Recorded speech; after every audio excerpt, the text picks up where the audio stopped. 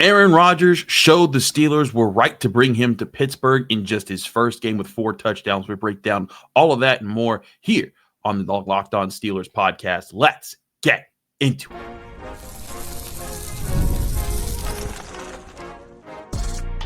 You are Locked On Steelers, your daily Pittsburgh Steelers podcast, part of the Locked On Podcast Network, your team every day.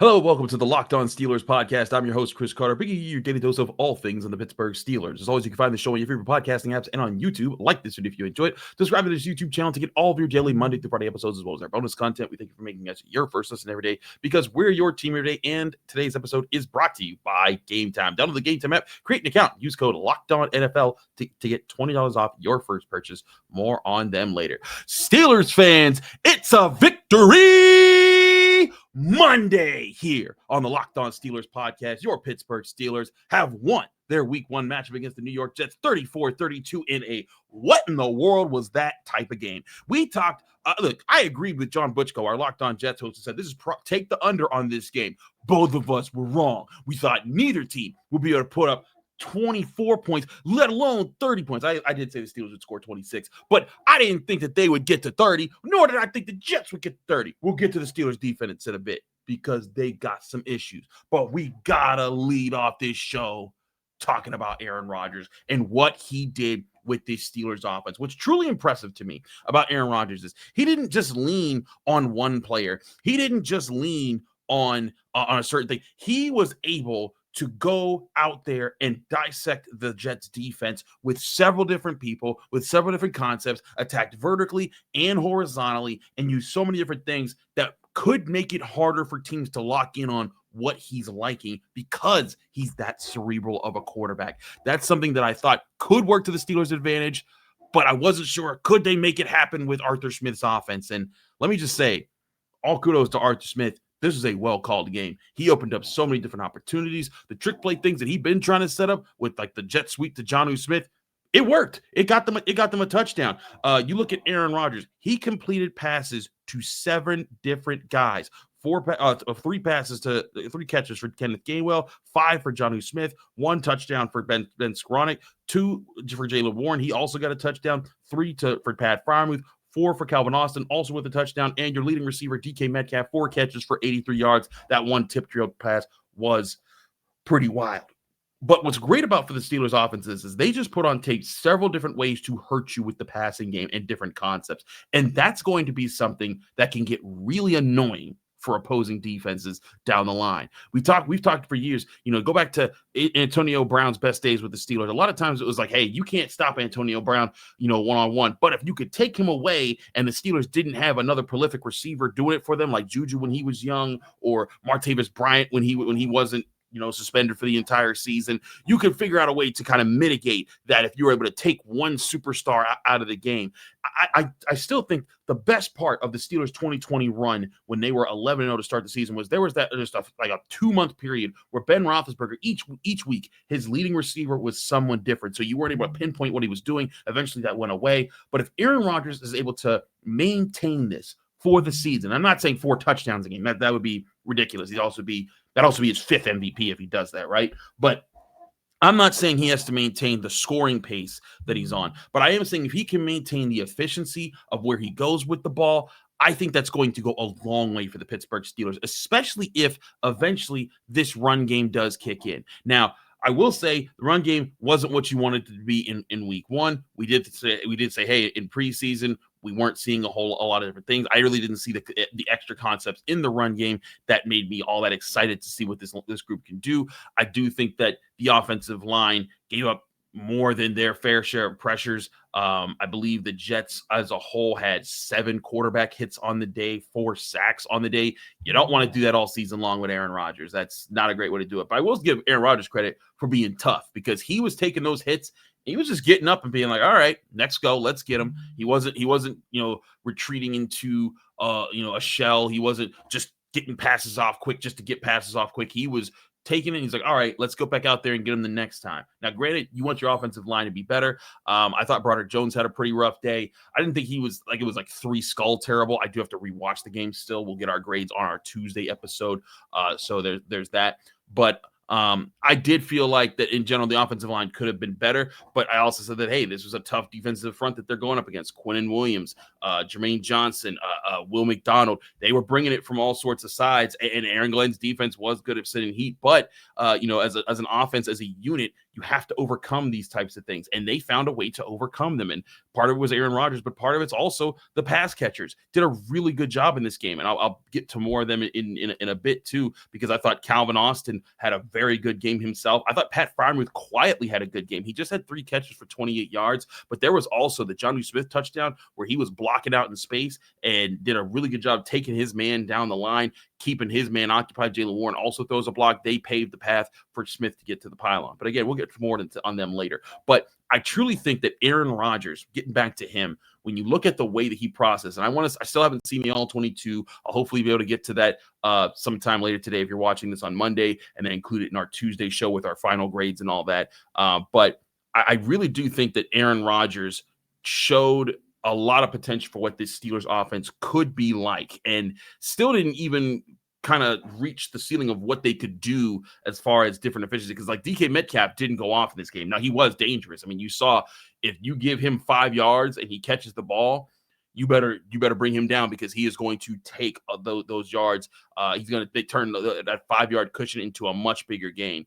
And I think that's something that certainly showed in this game his potential for there. But the ways that Aaron Rodgers was able to use different spacing for different things, the Ben Skoranek touchdown, the bootleg to his right, while you don't want Aaron Rodgers having to run a whole lot, you do see that he can use his legs to buy himself time or just get to a better position to throw the football. And that's what he did with that touchdown. That's what he did with a few times. I'm going to be curious when I look back over the film and see how many times did he effectively use the bootleg to just get out in space and let his receivers run. But lots of horizontal passing attacks for the Steelers, and that's a lot of what we said would probably happen this season.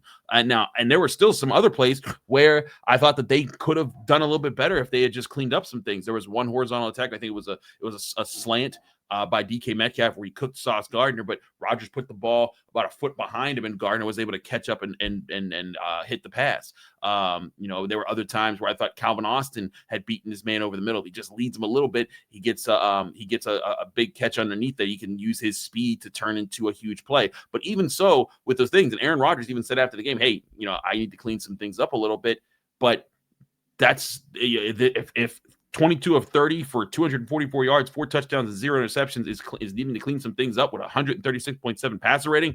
That's a pretty good floor to have if you're Aaron Rodgers, where you're coming from. And this could open up a lot for the Steelers this year, because right now in this game, you could say, hey, the run game wasn't there. The defense didn't play at a high level. If you had told me those two things that happened this time last year, you would have said, yep, Steelers got their butts kicked, didn't they? But they didn't. Why? Because Aaron Rodgers and this pass-catching offense was ready to attack, and we said it was time for them to attack in the Friday episode. Boy, was it time for them to attack. They did a really good job carrying this team to a win. We'll talk more aspects of this game, especially the defense in the next segment, because I do have some thoughts even without my full film review on what has to change there. We'll talk about that next here on the Locked On Steelers podcast. I'm your host, Chris Carter. Stick with us. We'll be right back. But first, we'll remind you that this show is brought to you by PrizePicks, the daily fantasy platform that lets you turn your football predictions into real rewards. Preseason is done and football is here week 1. Whether you've got your eye on big-name quarterbacks or breakout running backs, PrizePicks makes it easy to get in the game. For this weekend, PrizePicks is offering more major max discounts for you to take advantage of. One max discount that's so easy to score with. You can get Travis Kelce right now on a max discount where if he finishes with more than 0.5 receiving yards, so basically gets a receiving yard, you win right away. That's an easy max discount. If you're excited for some more key Steelers, I told you Calvin Austin was a great play last week as the as the Steelers were going to get them the ball while the Jets put Sauce Gardner on DK Metcalf. I'd say he's another great play this week with his numbers as well. Aaron Rodgers is really liking him, so get Calvin Austin on PrizePicks for some big chances to win. PrizePicks is simple to play. Just pick more or less on 2 to 6 player stat projections, and if you get your picks right, you can cash in and win up to 2,000 times your money. The flex play option is a total game changer. Even when one of your picks misses, you still double up your money. PrizePicks puts their members first, so all withdrawals are fast, safe, and secure. Download the PrizePicks app today. Use code LOCKEDONNFL to get $50 in lineups after you hit your first $5 lineup. That's Locked On NFL to get $50 in lineups after you play just your first $5 lineup. PrizePicks, run your game. We're also brought to you by Upside. Hey, Locked On Steelers fans, are you still paying full price for gas? Stop leaving money behind. Get real cash back every time you fill up with the free Upside app you can download right to your phone. Simply download the free Upside app at the App Store or Google Play right now, and you can start earning cash at the pump today. Use my limited time promo code TOUCHDOWN, and you get an extra 25 cents back per gallon on your first fill up. You could make up to $300 a year from just buying gas that you already needed in the first place. At first, I thought it was too good to be true, but it's totally legit. Real people are getting paid just to make their daily commutes, and you can too. Plus, you can cash out anytime to your bank account, PayPal, or an e-gift card for Amazon and other brands. Don't let this offer drive on by. Download the free Upside app now using my limited time promo code TOUCHDOWN for a limited time 25 cents per gallon bonus. That's promo code TOUCHDOWN. Disclaimer, offers vary by user and location. Go to upside.com for terms and conditions.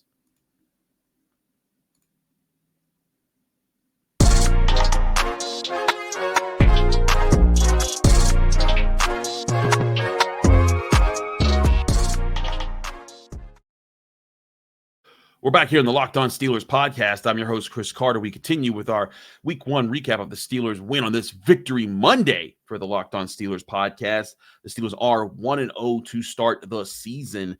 Steelers fans, we got to talk about that run defense. It was atrocious. And the Steelers, I feel, were fortunate to get out of this one with a win because it's not too often that you allow a 100-yard rusher on the to the other team and win football games when you play the way that you have traditionally with the Pittsburgh Steelers. But hey, Aaron Rodgers, again, making a big difference there. That is a good sign. But let's talk about what went wrong in this. And I felt a lot of it still came up the interior of the defensive line. I felt like Cam Heyward had some not so good moments, but also I thought he had some really good moments. That run stuff that he had on the second to last drive the Jets had on second down, set up the 3rd and 4 or so, where the Steelers did stuff the QB option run. But the thing that I asked all week about, and you heard me ask it. I asked Mike Tomlin about it. I asked Terrell Austin about it. I asked Keanu Benton about it. I was asking everyone, what's the plan for the QB option run? And they weren't going to tell me. And listen, their job is not to tell me. Their job is to go stop somebody. But when I'm asking the question and I'm not getting answers, and then they don't stop them, and then I still have to come back and ask, okay, what's the plan this time? Because clearly this plan didn't work. And we knew this could be a problem based off of how the Ravens used it to destroy them in the playoff game, based off of how multiple times last season that we reviewed on this very show that could impact the Steelers.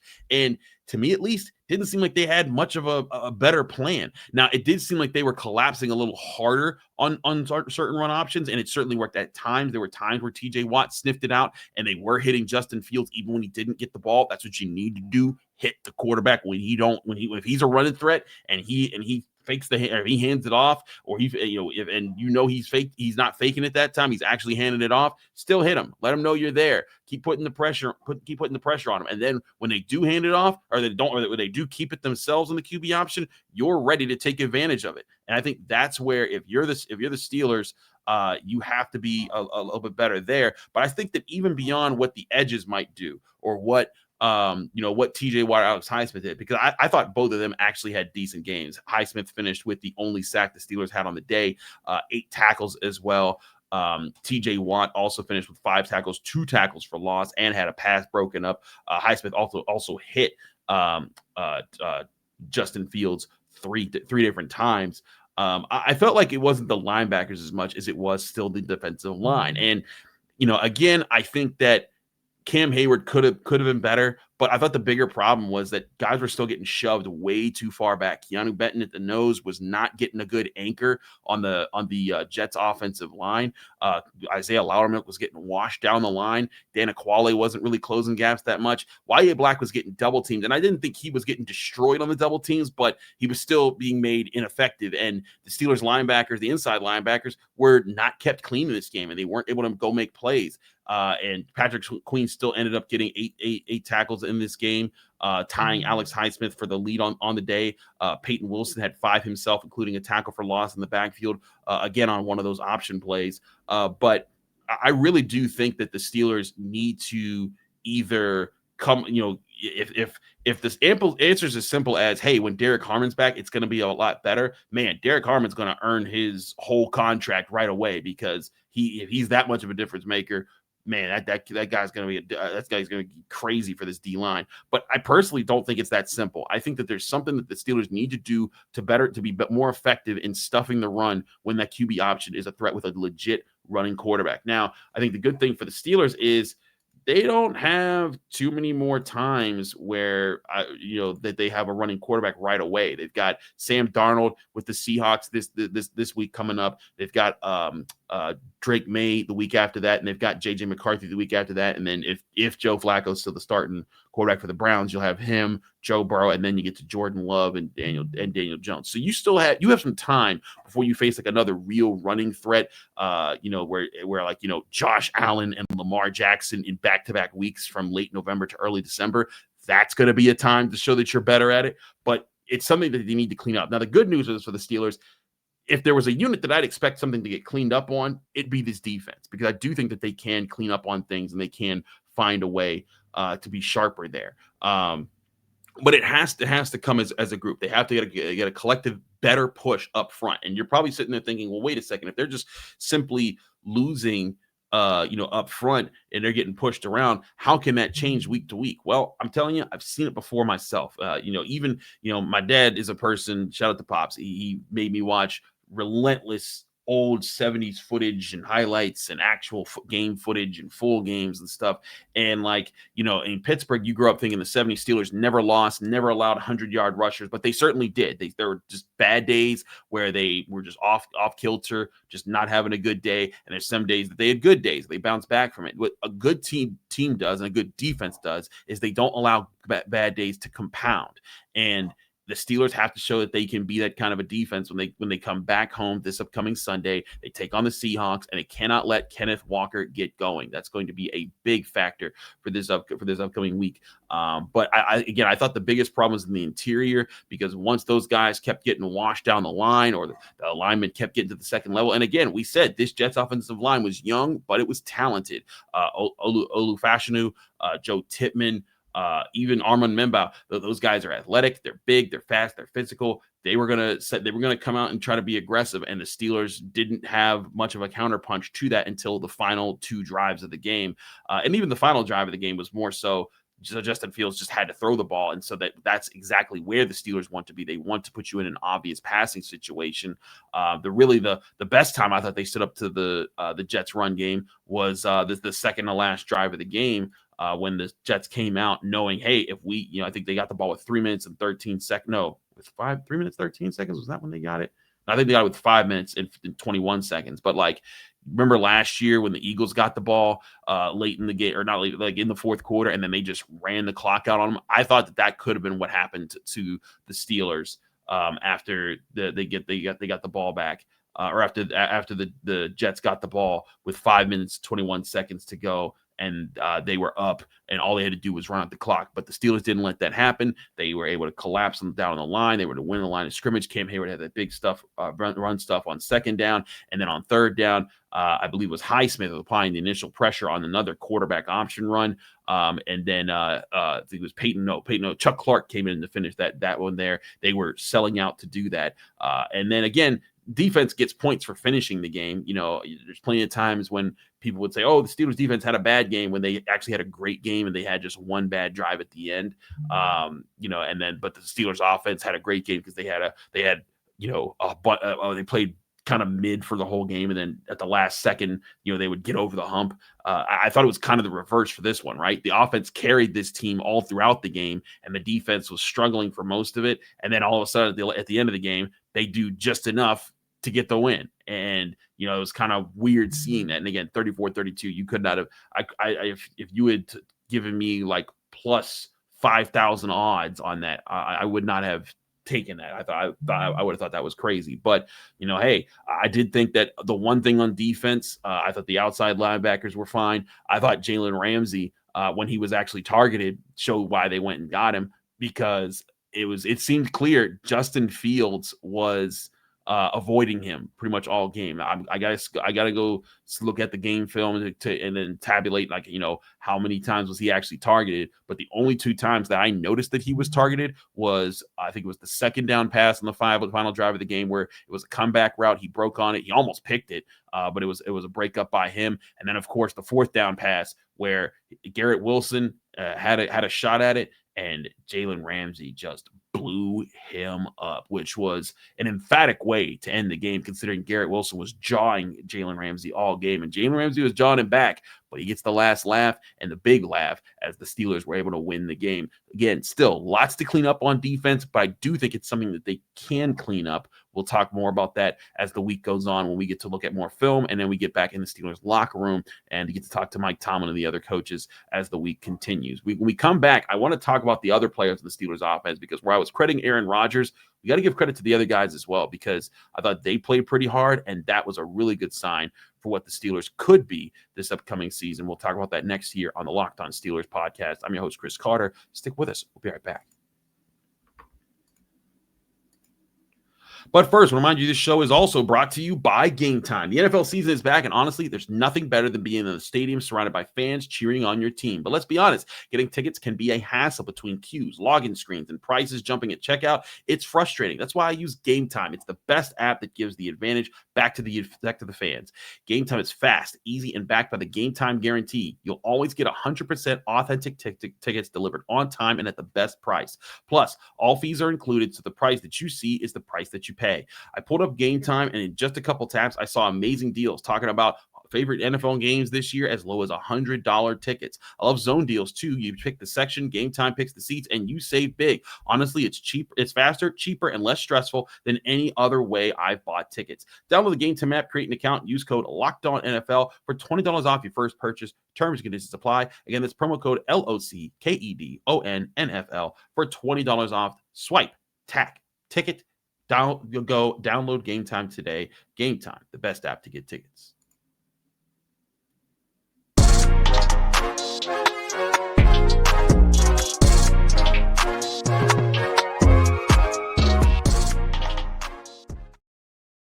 Welcome back to the Locked On Steelers podcast. I'm your host, Chris Carter. We continue our episode here recapping the Steelers' victory Monday after Week 1 win over the Jets 34-32. Also, if you use the GameTime app to get tickets, by the way, and you're going to this upcoming game, hit me up. I'll be at this home game, of course, covering for the Pittsburgh Post-Gazette, as I always do. Now, I'll have some more notes in the Pittsburgh Post-Gazette on my review of this game, but I think one thing I want to look at is the Steelers' offense, even more than just Aaron Rodgers.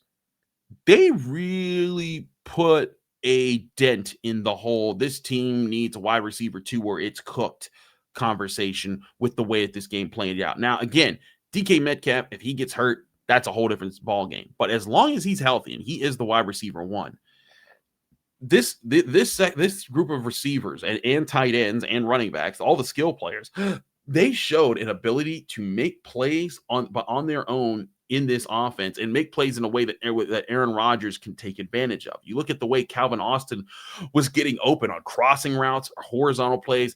Arthur Smith drew up what I thought was a very smart game plan that gave Aaron Rodgers options at all the different levels. If the Steelers, if this is truly the floor for the team, and I don't mean, that they're going to score 34 points every week, but the floor is that they can get open guys open consistently. Aaron Rodgers can see the field consistently.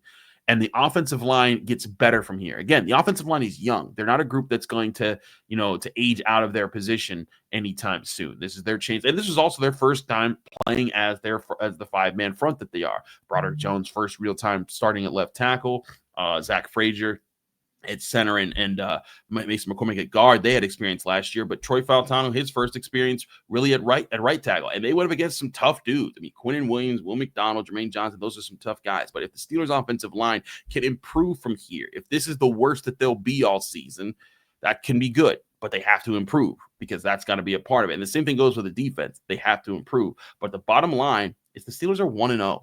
And 1-0 is 1-0, however you want to look at it. You set yourself up for a chance to, hey, you know what? If they had lost this game, you'd be poo-pooing. You'd be saying, oh, man, the season's done. They're toast. And some people are still saying the season's done and they're toast because the defense gave up 32 points.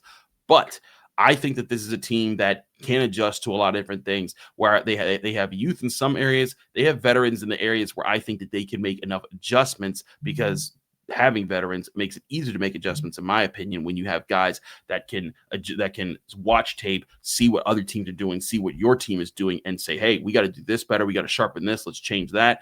These are the things that I think the Steelers can do to be a better football team. But again, it's a lot better to be saying that when you're coming off a win, which they did find a way to make it happen in this game. But getting back to the wide receiver 2 conversation, or just like, again, the general Steelers offensive playmaker conversation, I thought Calvin Austin looked very sharp. He was cooking Brandon Stevens all around the field. I thought the last pass where he was targeted should have been pass interference because clearly he had the back shoulder. Aaron Rodgers threw what I thought was a good ball, and then Stevens just held Calvin Austin's arm so he couldn't go out and get it. But even in other plays, I thought he was cooking that guy. And if the Steelers are able to go up against teams that don't have 2 really good number 1 corners, maybe Calvin Austin can be that guy. But also, it wasn't just him. Pat Freiermuth, again, 3 catches, 28 yards. The blocking was good too. But the way that he was able to get open over the middle, there were at least 2 slant or seam touchdowns, or not touchdowns, first downs, where he was able to catch the ball over the middle with tight coverage behind him, and it was just automatic between him and Aaron Rodgers. And then Jonnu Smith, didn't have huge numbers on the day, 5 catches, 15 yards, an average of 3 yards per catch. But one of them was a tight third down conversion that kept the drive alive that would eventually turn into points. And another was that quick pass just on the jet sweep where he was able to get a touchdown. Arthur Smith brought Jonnu Smith in for a reason. I was wondering what that reason would be. Week 1, they showed that reason. And then that's not to say, the other guys should be excluded too. Ben Skoranek getting his touchdown catch on. Ben Skoranek having a heck of a day, by the way. I believe he not only caught that touchdown, but I believe he recovered the fumble that Kenneth Gainwell forced on kickoff return that helped the Steelers get a lead and really, flip things around in the third quarter. So I believe it was the fourth quarter, actually, but second half. You get my point. But between all those guys, I've talked about all these different pass catchers, and I haven't even brought. Oh, by the way, Jaylen Warren catching the ball at the backfield for a touchdown. That was pretty impressive. But all that behind, I haven't even brought up DK Metcalf like that. And DK Metcalf didn't have a great game. He just had a good game. And I think that what you saw from him was professionalism. I thought you saw stick-to-itiveness when the ball got tipped on that one play and it bounced off of Jonnu Smith and he was still there to make the catch. That's sticking through the play. That's not giving up on it. And he consistently was that, whether the ball was in his hands or wasn't. He was a true wide receiver 1 in that way. And I think that if this Steelers group can be as diverse as they looked in this game, it's going to give Aaron Rodgers a lot of options throughout the season. And Aaron Rodgers with a lot of options can be dangerous. It's going to take the Steelers continuing to grow upon that. But again, Steelers still have a long ways to go before I say that they're an actual Super Bowl contender or anything like that. It's encouraging to see Aaron Rodgers throw 4 touchdowns, but they need to improve the run defense. They got to be able to show that they can stuff the QB option when, mobile quarterbacks and athletic quarterbacks come to town. They got to play them. The run game has to also manifest on offense at some point. Aaron Rodgers isn't going to, I think, save you every single week. You will need the run game at some point this season. But again, to go into this game, to have the struggles that you did both in running the ball and stopping the run, and to come out with a win on the road, that's huge. And then it's wins like that you can look back at when you get to December and you're counting your wins. You're like, man, good thing we got that one in our back pocket, because that could be the difference between, making the playoffs or not making the playoffs, or, being a higher, being the 5 seed or the 7 seed, or winning the division if it comes to that. Again, I still don't think that. I still think this is the Ravens division to win, but it's important to get these wins early when you can, because it all stacks up at the end of the year, again, against an AFC opponent. So that helps you in that respects as well. We have a lot to still cover this week. I'm going to do some film review all throughout the rest of today and move things forward. Also, if you saw this on Sunday, I did publish this early, like into Sunday evening. So shout out if you're saying like, wait a minute, it's not Victory Monday yet. It's Victory Sunday. Enjoy your Victory Sunday. But the bottom line is we wanted to get this show out as early as we could. Thanks again for everyone for tuning into the Locked On Steelers podcast. I'm your host, Chris Carter. Follow me on Twitter, Instagram, TikTok, Blue Sky, wherever you get social media. I'm there at Carter Critiques. Read my work in the Pittsburgh Post-Gazette by going to post-gazette.com. I have my Carter's Critique, where I break down the top thing that I thought was important in this game. And you can also see me. You can also see me here all week long on the Locked On Steelers podcast, right here on YouTube or on your favorite podcasting apps. We'll see you here for tomorrow's episode on the Locked On Steelers podcast, where I give my first grades of the season. See you there.